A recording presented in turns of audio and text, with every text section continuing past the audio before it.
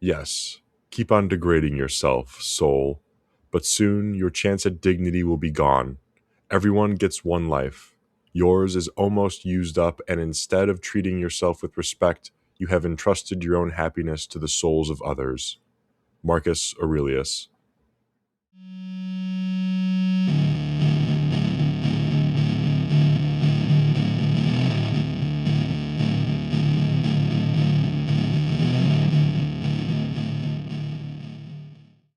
Hello, Happy New Year's, Merry Christmas, and Happy Holidays to the Full Metal cast. It's been a while. I have been deathly ill. I have a number of bodily functions that aren't working right at the moment, as I have been sick for a very long time. Feeling the best I have today. And obviously, there's a bunch of family time that was spent over the holidays as well that kept me from recording. So sickness isn't the only excuse I have, and family time isn't a valid excuse either. I've just been being a bum and laying around. With that being said, a lot has happened in the meantime. And I'm going to kick it off with obviously the hot button topic in this country. It's not Venezuela, it's what's happened in Minnesota. Now, here's my disclaimer on this. This has been all over your feeds. It is, and there's no shortage of individuals with opinions, whether they're good or bad, whether they line up with yours or not. So if you are not interested in hearing another opinion on this, skip to whatever timestamp you see right now. I'm going to put it in while editing the video portion for this, and then we can just carry on. That being said, I see this debate being over in regards to who's right or wrong with one picture of one frame from the video of a certain angle from this incident. And it's one of the first ones, or maybe the second one that came out of the angle that's sort of behind the car, but more so on the driver's side. And that's where you're able to see the feet of the law enforcement individual who took the shot. But take a step back here. I do not talk about the legality of things on this show. If I did, nothing that we enjoy or like would really be up for discussion, as it would all be illegal at that point. I feel like I have made it very clear that I stand firmly on the stance that legality does not equal morality. In other words, whatever's legal doesn't mean it's necessarily right. And then obviously this is going to create problems whenever you go up with someone who's trying to tell you about the way things are versus how they should be. That's fine. This is just an opinion, like I said at the beginning. This is just what I see. This is just what I saw. And this is how I formulated my thoughts basically on the matter. Anywho. So from that angle that I previously described, and I'll put the screenshots up that sort of broke down what I saw. I don't think she was trying to run him over, regardless of what that cell phone footage from the officer shows. I don't really think it shows anything. It just adds more audio, and I don't think that helps make anything more clear. I actually watched the cell phone footage from the officer muted because I was at work at my desk. I wasn't going to play that out loud. And visually, it shows nothing that we don't already see in all of the other angles of the incident. Obviously, the audio provides some but some provocative language from both parties involved. Obviously, the drive baby drive from the victim's wife and the fucking bitch that was sort of muttered by the law enforcement agent after he shot her in the head. Only sort of further fueled the fires of this Rorschach test in the public square. It really only helped stoked both sides' hatred towards one another and didn't really swing any opinions. It didn't provide, again, any additional details that we didn't already have, which was disappointing. I was hoping it would at least further confirm something that I had already seen or change my mind, but it did neither, really. But objectively, and if the shoe were on the other foot, I am of the opinion that if any of us took the shot that law enforcement individual did, we are instantly properties of the state, wearing a neat orange onesie and getting 3 square meals a day for a very, very, very, very, very long time. And I say that for multiple reasons. But first, going back to the angle and the pictures of like the certain frames that took place, if you watch that in slow motion, go frame by frame, and I'll try doing this maybe as I'm recording, but if I can't go frame by frame to pause it, I'll provide the exact image of the frame that I'm talking about. When that first shot is taken, he is not in front of the car. Now, I'm not debating that he didn't get bumped by the car. He did. The corner, like the headlight, sort of the driver's side of the car, did hit him when she was trying to turn. However, she was not trying to hit him because of where he was on the car, where he ended up as he took the shot, is sort of proof of that. And at the moment of the first shot, and you can tell when the first shot is fired because of the amount of gas that it sort of expelled from the barrel in front of the windshield, you can pause it the second that gas becomes visible. And when you do, you can clearly see that the ICE agent's feet are clear of the vehicle. He's no longer in front of the vehicle. He's no longer about to be ran over, dragged by the car, any of that. He's in the clear. He took that shot in the clear. Right off the bat, if any of us do that, you're in trouble. And again, I'm not going to pretend like because he's a law enforcement individual and he was acting to a direct threat to his life that he's going to get off. I have no doubt that he's going to be just fine and dandy. But looking at it from the perspective that if any of us took that same shot, whether it was a cop trying to run us over, whether it was another civilian trying to run us over, you take a shot when you're in the clear of a vehicle. In other words, you're not going to get ran over by a vehicle and you take a shot at the driver, you're in for a lot of trouble. And I think I can end the debate there, but I have more points that I'm going to provide as well. What I find very interesting, though, is that that's not the shot that ended up killing her. At least, I don't think it is, because I'm assuming it was one of the headshots that likely killed her. And in the aftermath, rather after she hits the telephone pole, you can see where that first shot lands based on the bullet hole in the windshield. And it appears way too low for it to have been one that would have struck her in the head. I feel fairly confident making that assessment objectively, which means that the next 2 of 3 shots, which were from a near perpendicular angle to her window, of him standing and holding a gun into the open driver's side window and shooting her in the head, that shot came from the next 2 or 3 shots, would be my guess. And you are definitely getting in trouble for one of those shots, I would imagine.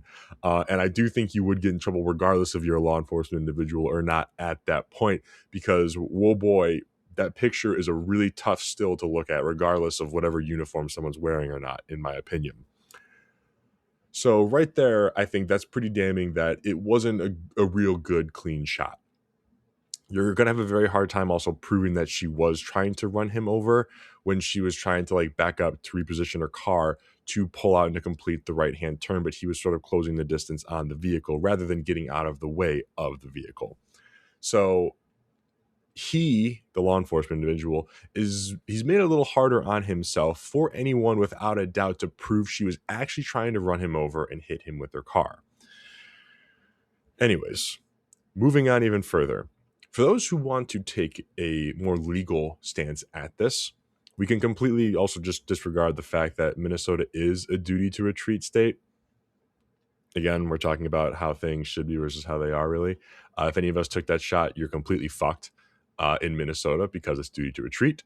But this ICE agent, from what I can gather from what I've seen, did not follow the guidelines, as it were, published by the DOJ. And you can look these up. They're public. They're online. The DOJ states regarding deadly force may not be used solely to prevent the escape of a fleeing suspect. Well, maybe she's not trying to flee. Maybe she's trying to actually hit him with her car. The next point under this section 116.200, the use of deadly force and prohibited restraint techniques, states firearms may not be discharged solely to disable moving vehicles. Specifically, Firearms may not be discharged at a moving vehicle unless a person in the vehicle is threatening the officer or another person with deadly force by means other than the vehicle. Uh-oh. That's not really great. It goes on to then state that, no other objectively reasonable means of defense appear to exist, which includes moving out of the. So yeah, basically the whole duty to retreat in Minnesota thing applies to just DOJ agents as a whole here.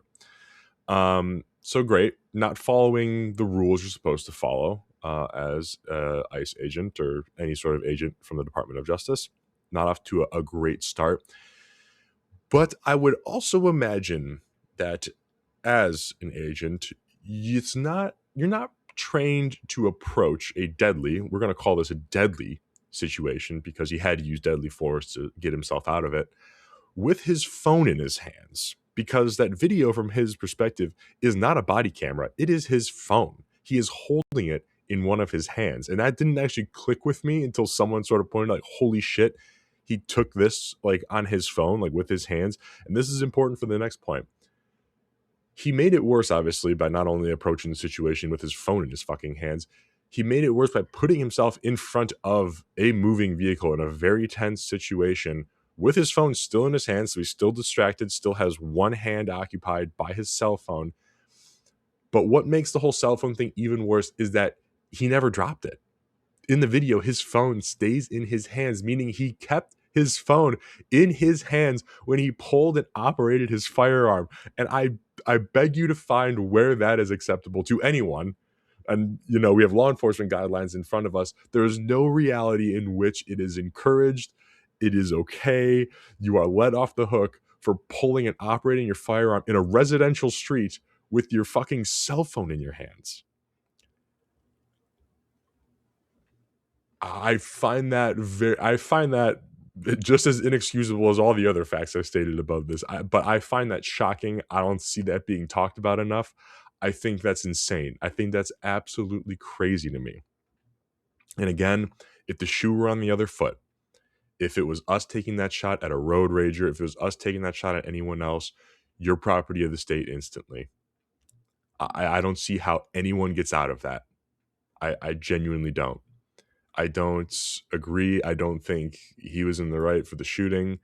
I'm not, I don't know the woman at all. I don't know the ICE agent at all. I'm simply looking at this from the perspective of, if that were me taking that shot, I don't see how that's a clean shot. I don't see how I don't lose my gun rights forever. I don't see how I get out of or stay out of going to prison for probably the rest of my life, or if not most of the rest of my life. End of opinion, I guess, on the actual matter. So now we sort of get into this live Rorschach test we're seeing play out in front of us in real time. And we've seen some of this stuff happen before. But it's fascinating to see how sure people are of what they saw in video that doesn't really show them anything, at all. The footage is grainy. It's zoomed in.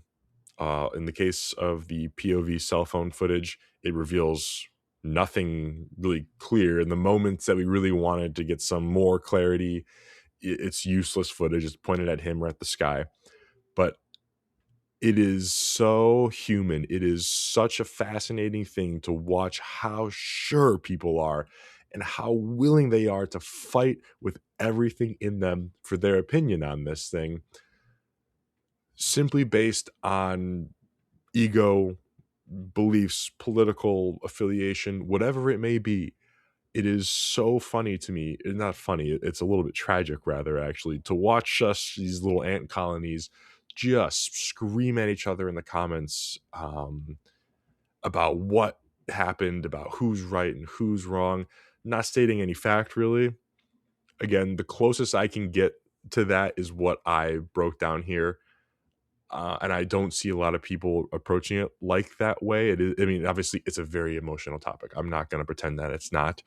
The closest I can get to sort of like a factual approach and a breakdown of this thing is sort of just going frame by frame, seeing when the shots were taken. I see a lot of people. Sorry, people trying to avoid opinions bump ahead for the next like 30 seconds or a minute or so. The people trying to say that he was justified in this because he was dragged a couple yards in a prior engagement while arresting somebody. I don't really care. That's part of the job. If you want to live off the welfare state, and that's going to bother a lot of people because you do live off the welfare state if you're law enforcement or you work for the government at all, you live off my taxes. If you want to live off the welfare state to pay yourself, and that's the job you took, you're going to get dragged by cars. You chose to hold on to that car anyways at the end of the day. That's your fault. You're responsible for your own actions. You're responsible for your own safety. That's on you. I don't really care. And if you're going to bring that shit to work with you as a DOJ agent, as a law enforcement official, you're not right for the job. That's irrelevant. That doesn't matter to what happened right here. It's useless information. Throw it out. And to be clear, that whole welfare state thing, I'm using that with everybody who works for the state. Any level, any branch, any party, they're all welfare recipients and the biggest leeches on the system in my mind. But we see a lot of this, or we saw a lot of this sort of behavior in sort of the Rorschach test way when we were dealing with COVID, right? When regulations came out to sort of stop the spread or help us return to normal, quote unquote. So many of us just screamed at one another saying, you got to trust the science. You're the reason why we're never going to return back to a healthy society. You're killing old people and whatnot. While another half was sort of like, yeah, that's like a load of bullshit. And it's not really congruent with, my views on freedom and how I should live my life. And some actually took a step back and said, you know what, that's not really congruent with like scientific theory. It doesn't really line up with how we understand, germs and diseases and whatnot. And then some just straight up said, well, vaccines make you retarded, and just crazy stuff like that. And maybe they do. Who am I to say they don't? I don't fucking know anything about that. And then we also saw a lot of this sort of behavior in the wake of, shout out, MN, George Floyd, where before even body cam was released, people were already choosing sides. This is more like COVID, I would say, in that it's a little more authoritarian and anti-authoritarian stances taking up.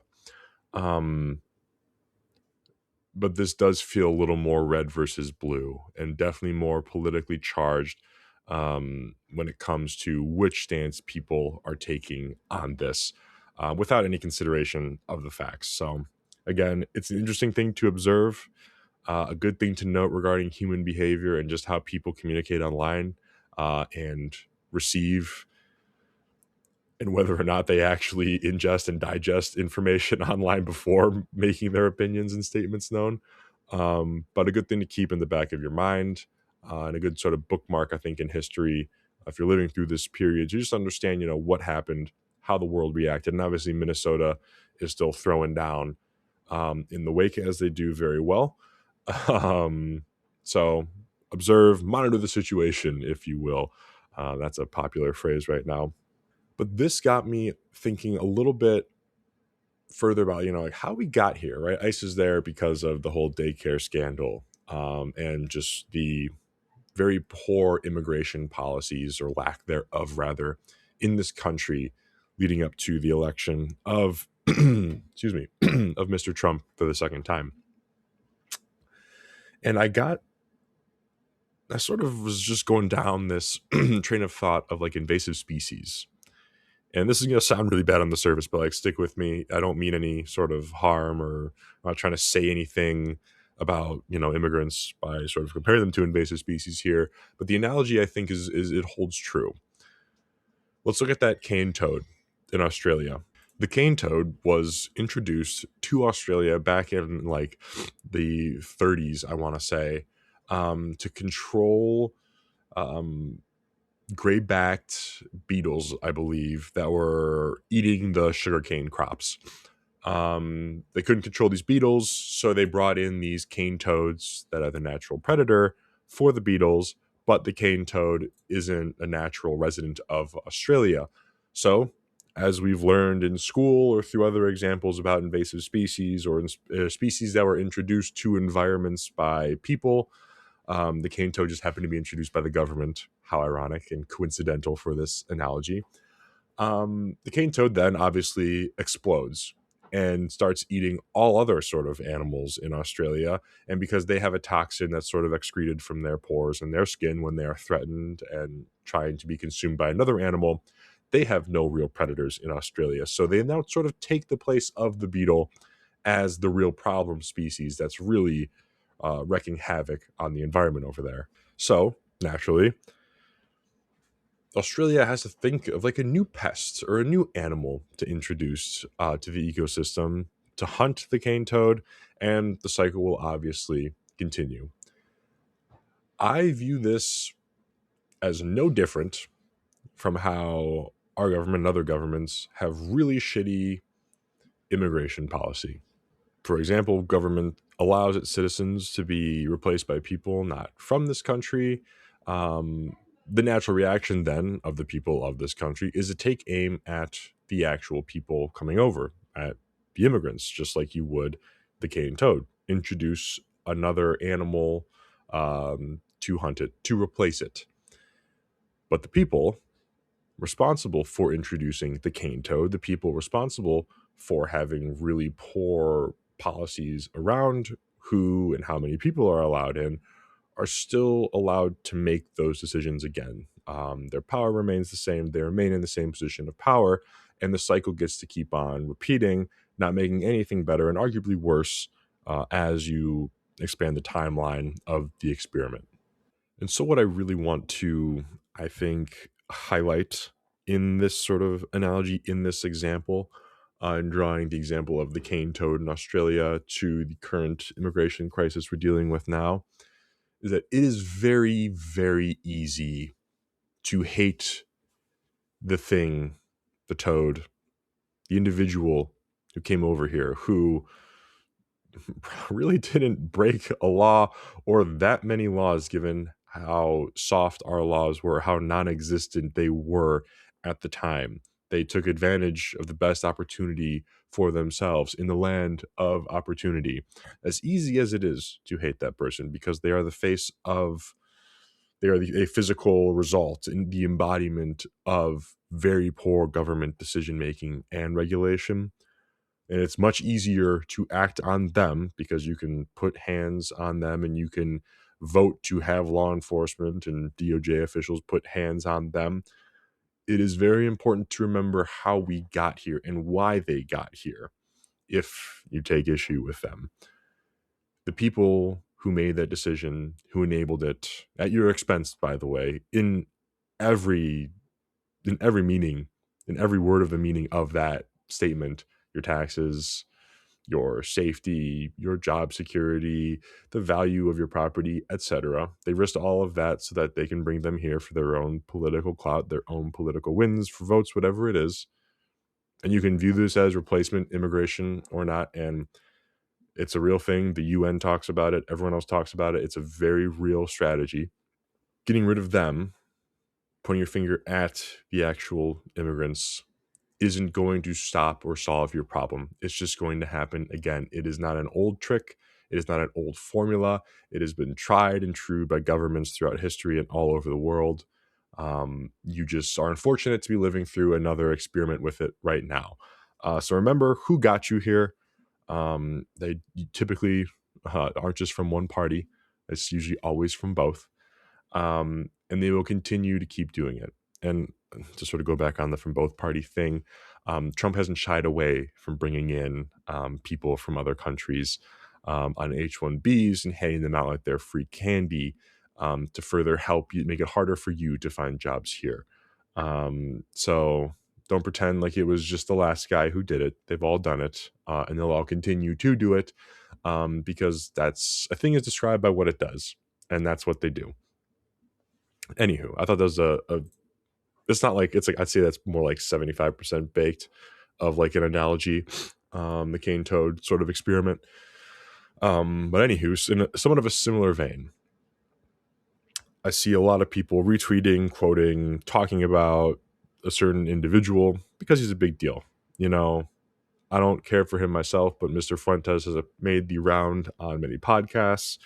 Even showed up on like national news media, or at least I think maybe just the BBC. I could be wrong there.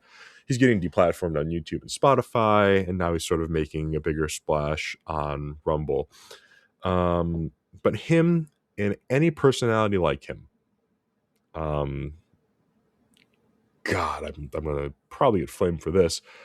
Charlie Kirk's no different than him in that both of them became famous. They both became the influential person that they were because the state made the reality that they speak or spoke a shared experience or view by those who aren't just sleepwalking through life, right? He is a reflection.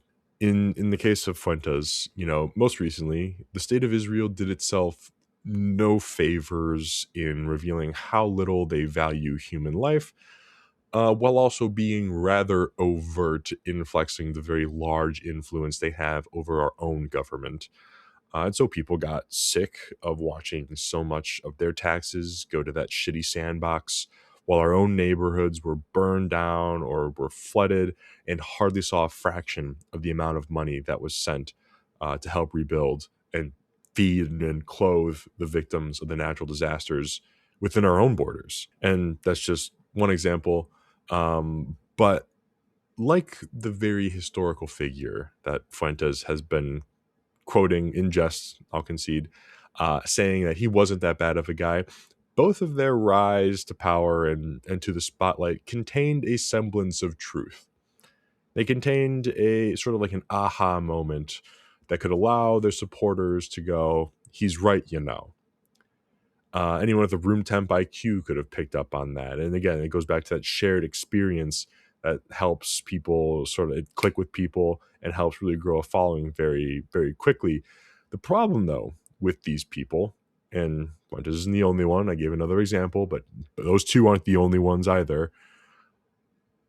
When it comes to their cure, quote unquote, for society or for the world or for this country, it will always involve employing political power in their own image as if they were a monarch, as if they were a king.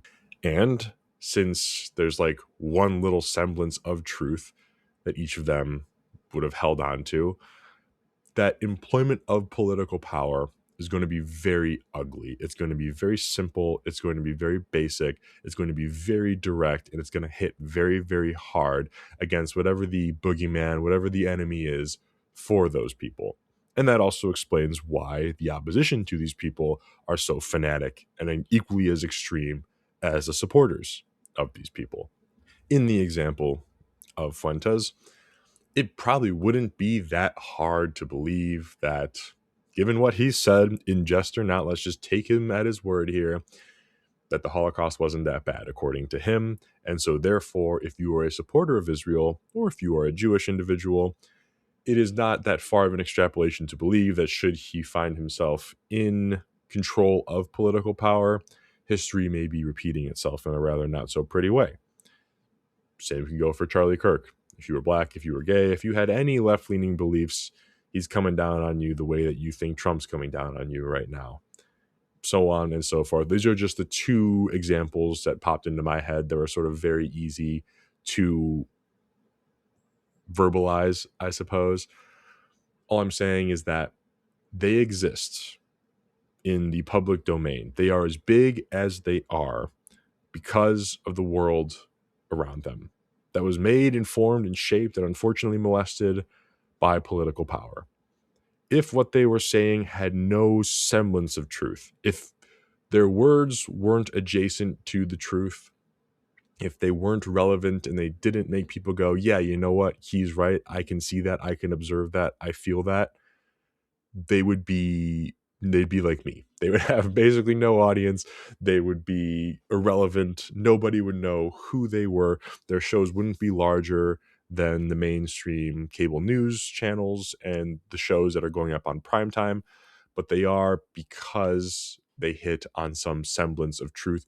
They are a reflection of the results that were brought about in this world by the people elected. So you can hate them, You have the freedom to hate them or love them, whatever you choose, but just know that they're not just sputtering nonsense about nothing. The only reason why, and I think here's a third example, right? The only reason why someone like Alex Jones becomes as popular as he was that there were fractions or pieces of a puzzle that people were able to go back in prior videos and things that he said from long times ago and realize, oh, wait, that piece could fit this narrative. That could be a partial explanation of an explanation as to why thing X happened, right? And then now in his later years, as he hasn't provided a puzzle piece that may resemble a fit for something that happened recently or from a while ago, he's fallen out of the public domain. He's not able to sort of keep trickling that something that's close enough to the truth that people can sort of go, yeah, you know what? I see that playing out right now, or I saw that play out. Good call. And so therefore he's died off. Just a way to view these people and sort of a way to understand why they are where they are and how they got where they are. They're not fully full of shit. I think most of the time they are. But there you have it. And I think that wraps up some of the more serious conversations here. There's some touches on seriousness on this last little portion, but I figured it made sense to go back and talk about some of the winners and the losers from last year. And this may not be fully last year, but it was at the end, and it's really close enough for me to count it. This is a controversial one. I think he's a winner and a loser, but the kid who exposed whatever the hell was happening at the daycares in Minnesota, and I say that not because I think he's based or anything, in particular, but it wasn't Kash Patel, it wasn't Pam Bondi, it wasn't Trump, the police, or anyone else who needs to steal money from you to put food on their table, whose job it is, by the way, to uncover the very fraud that this kid did. It was this kid with a camera who bullied Tim Waltz into not running again. And to that, I tip my hat, good sir. I salute you. I don't care how big of a shithead you are. If that is what you are able to do, congratulations. You win my respect. And then he went ahead and blew it. How'd he blow it, you ask? Well, right after we captured Maduro, he obviously took to Twitter because he's definitely a Trumper, or he definitely identifies as a hardcore Republican. He then jumps onto Twitter to post a video of Venezuelans celebrating, quote unquote, about how good it is that we came in and are taking over the country and kicked out their ruler.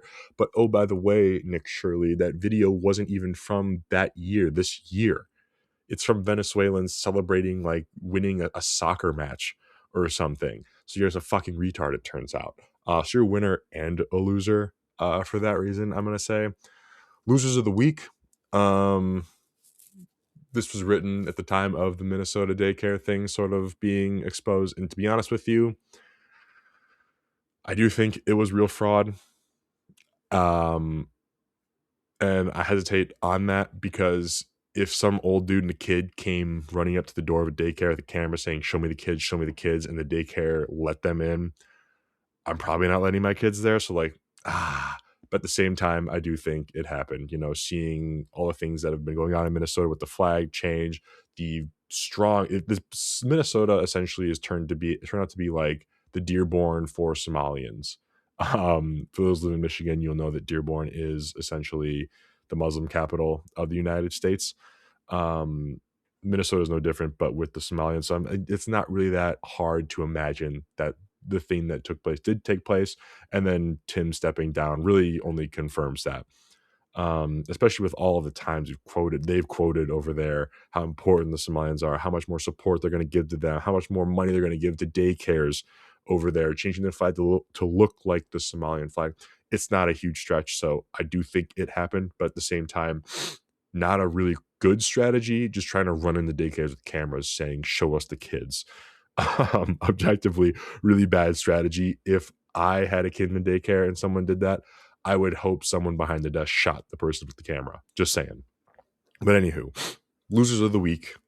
People who still believe in voting and paying taxes. You're going to stay losers. I'm sorry. I'm not sure how many more examples you're going to need to prove you mean nothing and will be replaced by people who do not live here in a heartbeat if it means political favor for those that you vote for. The Minnesota daycare fraud, obviously, being an example in the recent news. But at the same time, as that fraud was sort of coming out to light, it was made public rather quietly that there was a provision in the state of Minnesota that allowed Somalis to vote if there were a certain number of individuals present to vouch for their voter status. You don't have to even be a citizen of the United States. You don't have to provide any sort of voter registration or ID. If you have a certain number of family members or friends, or if you are a part of a voting precinct that feels very strongly about your presence in the community, you can have some volunteers who will stand there and vouch for everyone who shows up who looks a certain way to allow them to vote. It's prove to me how voting matters once again. The burden of proof is on you at this point, morons. Michigan also increased their gas tax for 2026. If you think this is going to fix the roads, you can go lay in them yourself. It's not going to change a thing. And then around the same time, or maybe even a little more recently, they decided to decrease election transparency, all of which was without your say or your vote. The decrease in election transparency, excuse me, my nose is starting to clog up a little bit as I'm rambling on now, comes as more and more keep coming out about how poorly Michigan has been handling their votes, how secure the Michigan elections are. So it's really no surprise that we're now trying to hide that so that federal levels or outside interested parties can't really take a closer look to see how shitty it is here with our own elections. Losers, anyone who did the 6-7 meme, you can die in a fire.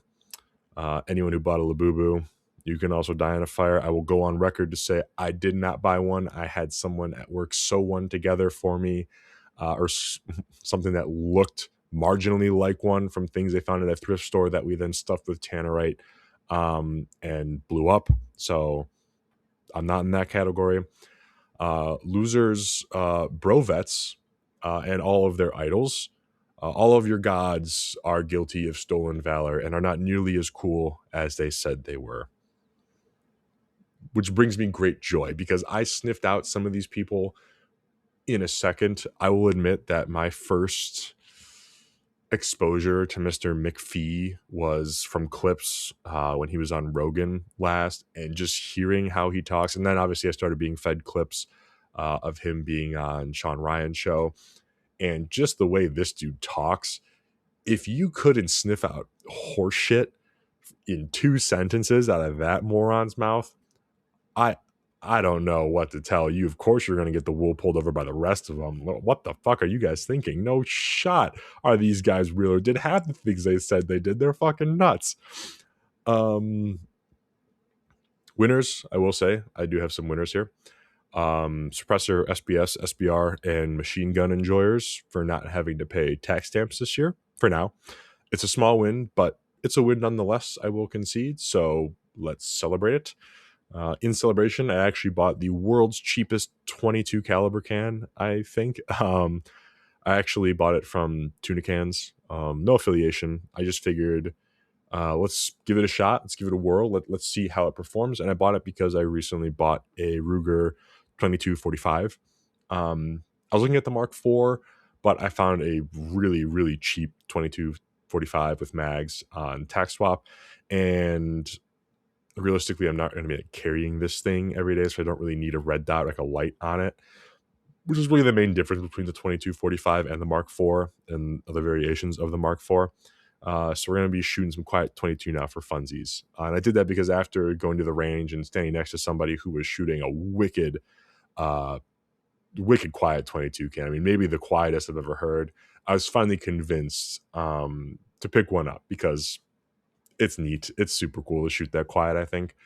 But for like under $400 all in, can and gun included, that's what I paid. So that's how I celebrated that this year. I will also be celebrating hopefully buying a more Gucci can. Maybe it's a Huxworks Maybe it's that Tisha can that you see Micah help sort of develop. We'll see. But one more can's coming as well, at least on the line this year in Celebration. Losers, towns where data centers have been forced onto them. Been over this in a prior episode about how the rare types of cancers are starting to pop up due to water contamination from these plants using it. This also doesn't consider the destroying of natural land and things where houses or farms could have gone. And then the fact that they do not provide any anywhere near the number of jobs that they're advertised to provide. After they're built, it takes a very, very small crew to run and maintain them. So they don't create jobs, they give you cancer, and they destroy land where housing or farms could have gone. So tell me where it makes sense. Winners, I think Embark Studios is the name, making Arc Raiders, stupid fun game. Jesus, I'm having a stroke. Been playing the shit out of that with the boys lately as I'm recovering in my basement. Incredibly fun. I also realized that they made the finals, which is a game that I've been playing a lot as well.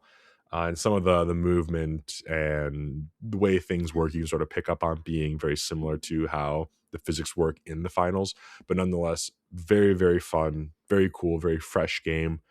It is sweaty sometimes, but it's not as bad as a lot of the other games that I've come to enjoy, where I find it very hard to sit down after going to work or whenever I have an inch of free time to enjoy them because I'm getting destroyed by some kid or some unemployed streamer who just ruins the experience. But it's still very fresh. It's just a very, very fun game that seems very well baked and thought out. So winners there. Losers appears to be New York. Mamdani already seems to have failed on one of his bigger promises of making public transit free. I think it's all only gone up in price now to $3. Let's check. Yes, the cost of riding a bus or subway in New York City rose from $2.90 to $3. So it's not free, as promised. And the useful idiots of socialism and the city and state of New York now suffer for that. So solidly in the loser category. If you think it's going to get any better, you also can be looped in with that as well, because he's just getting started. Side note, I don't think you should swear into any office on any holy book. That sort of directly violates the whole separation of church and state, which should be important, as Chodorov mentions. Religions are dogmatic by nature, so therefore anything that doesn't align or is in violation of their dogma is seen as a threat, I guess. And in the case of the Quran, it makes it very clear you are allowed to lie, cheat, steal from somebody who is not a worshiper of your own religion. So not necessarily a book I'd be interested in having an elected official get sworn in on, but do you losers? California continues to lose. No shocker there. We'll put this in the winners category. The MK Ultra folks, the conspiracy theorists, I think they sort of get a win here, and this really isn't from last year, but in the National Defense Authorization Act for fiscal year 2026, there's a line item titled Cognitive Electromagnetic Warfare. There's not really a footnote that describes what that is or what that really entails. But that kind of sucks. But good for those who, I guess, have sort of been on that train for a while now. Kudos to you. Yeah, I think the losers, you got to throw the entire MAGA crowd in there now. That Trump's signing and holding Make Iran Great Again hats while also trying to make Venezuela great again. And is also bombing Syria again. He's also the first president to bomb 7 countries in his first year as president. So the America First anti-war president not really coming through on any of his campaign promises. Shocker. It's almost like we called that at the beginning. But that goes back to those who think voting fucking matters. Um, you lost there again. Winners, I'm going to go out on a limb here, a bit of a shout. I think this last year in gun culture, we saw some interesting things sort of hit the market, sort of come out. But I think as a whole, from just what I've observed, I think everyone sort of stepped up in terms of understanding what good quality gear and accessories are. And I don't think I saw as many people sort of falling into the trap and shilling for, subpar red dots or lights, for example. Like, no doubt there's some shitty ones that are still out there that are still being sold and bought, but I think as like a community as a whole, I think our understanding is starting to really like take root and take hold of, like if it's life saving or life taking equipment, it's got to be the best that you can afford, or it's not really worth purchasing it now at the time. Like, save up for it until, or find used or something sort of deal. I saw less people running around with Olights. I saw less people running around with Chinesium dots that aren't Holosun, because Holosun's tried and true from what I've seen. You could fight me there. And hand in hand with this, yeah, there's a bit of a debate that played out when this happened, but the whole SIG thing, loser last year, by the way, um, people accepted sort of what was playing out with that quicker than I would have thought. Choosing a gun is like choosing a house in Harry Potter, it seems, more so the gun chooses you at that point. And you really ride or die with that, The Glock owners will tell you it's perfection. Can't go wrong. It's the standard. It's Glock or nothing. This is what I bet my life on, sort of thing. And same goes for whatever brand of pistol people carry and use. But it seems to be, we actually listened to some fact, and watched the video evidence of, negligent discharges taking place, or accidental or uncommanded discharges rather taking place with the P320. And people hopped on board a lot quicker than usual, or what I would have thought. And then they even took it a step further, actually, and allowed for more examples of SIG's shitty quality to sort of permeate and take hold as well. With the spear, with the barrel being able to be bent out of tolerance with like your pinky and it does not return. Meaning another company had to come in and create a bracket for the SIG barrel in the handguard to not have it move. Like, people were picking up on this shit in SIG's shitty quality, no doubt from catering only towards contracts, rather quickly, and that makes me very happy and gives me a tremendous amount of hope, because as a community it seems that we sort of took a step forward in accepting what good gear is and being very open to facts and logic, when it's applied to maybe showing that the things that we had originally accepted as good, maybe they're not as good as we thought, and that we should look for alternatives. So that gives me a tremendous amount of hope. And this might just be my own personal view as well, but I also felt like we worshipped gun tubers, personalities, individuals in this space quite a lot less as well. And I like that too, right? So I give, and I'll put this in the win column as well for us, but, and you're going to hate me for this, I think we owe a debt of gratitude for Mr. Thumb for sort of pushing that trend along. I think the downfall of him really opened a lot of people's eyes to the folly of really like worshiping the individual, rather than his character or what he stands for, because you fall into, it's no different than worshiping a politician at that point, right? And so for that reason, I haven't seen as much drama, as much fanboying over these personalities as much, and that's super cool because it was a little gay before. So 2 thumbs up for us there. I feel like we did sort of good this year as like the gun community, it seems like. Oh, I put this also in the winning category with like the tax stamps, I guess. The FRT and 3D printing space as it relates to guns this year, huge winners. I mean, everything's getting an FRT right now.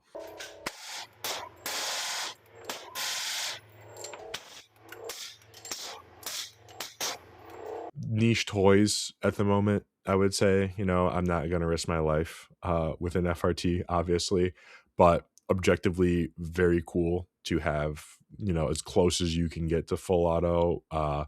that you can crank out of a microwave basically in a couple minutes. Very cool. And the FRT companies as well, just giving everything that same ability. That's a win too, not a huge win, but it's a win nonetheless.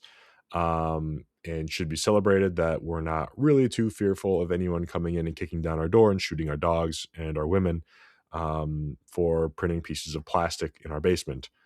So objectively, that's a win. And I think the final loser is myself for not being as consistent with putting out episodes this last year and even in the beginning of this year. Not being good at posting content on Instagram, which is where I mainly post. I have an X account, don't really use it much. Maybe I should be better at that. But I'm going to start with being more regular, weekly episodes on here, being more interesting with more guests and having better topics to discuss. And posting more regularly on Instagram is really the only goal that I have for 2026. My sickness is no excuse this time, but because again, wasn't that great. So I will own it, hold myself accountable, and count myself as a loser in 2025 for that. Coming up soon this year, shorts, shiesties, basically everything you saw in the last sort of pre-order window. All will be permanent fixtures on the sites. There'll be multiple colorways to select from. Shipping lead time will take a little while because they're going to be made to order. That sort of solves the inventory conundrum for myself. I don't really have the space or the time really to invest in inventory now, but I want to be able to have these items as permanent fixtures on the website. I will list the lead times in the description so that expectations are set accordingly.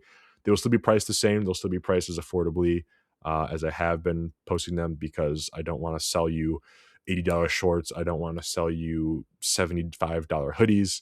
I struggle to stomach those prices as well. So I do whatever I can to sell you good quality stuff as cheaply as humanly possible. But with that, there's going to be a new addition to the site that we've never sold before. Hopefully, fingers crossed. I have two like sort of rain layer jackets that are on the way, like light jackets. One in AOR 2. Yes, AOR 2 is the green one. And one in, I think, MO5, like snow camo. Both are tests for quality. I want to see how these come out. I want to make sure the jackets and the patterns that are printed onto them look good. And then if they do, they're going to hit the site as permanent fixtures as well. So hopefully some rain jackets go up. But again, if it doesn't look good enough, they're not going to be there. If you don't see them there, that's the explanation as to why. I'll keep looking and keep trying to get them there, because I would like a jacket, a rain jacket for the spring, obviously. But just know that they're actually en route to me now. They're shipping to me now. So as soon as they get here, I'll post them up. I'll let you know if they're going to be on the site or not.